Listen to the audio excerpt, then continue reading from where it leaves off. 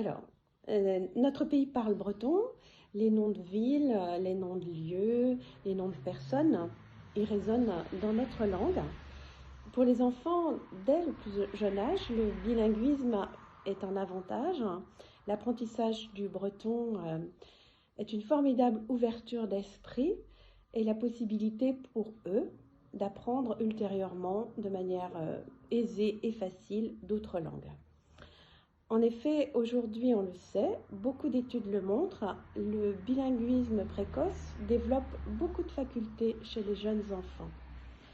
Les enfants voient leur capacité de compréhension du monde augmenter, leur capacité cognitive, relationnelle, les facultés d'adaptation et de concentration, leur confiance et leur estime de soi, ainsi que leur faculté d'empathie.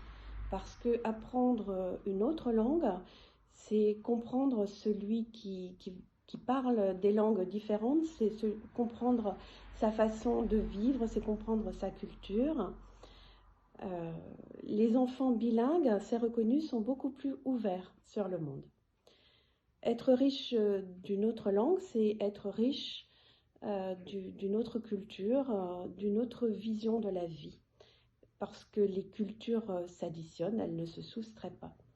Au niveau de la commune, le bilinguisme pourrait se traduire par signer le niveau 2 de la charte Yadar-Brezhonec, favoriser les panneaux bilingues un peu partout dans la commune, favoriser bien sûr dès qu'il y a création de nouvelles rues ou de nouveaux quartiers, des noms qui résonnent par rapport au patrimoine local.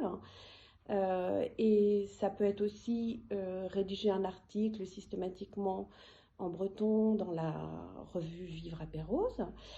Ça peut être aussi bien sûr soutenir toutes les filières d'enseignement du breton dès le plus jeune âge.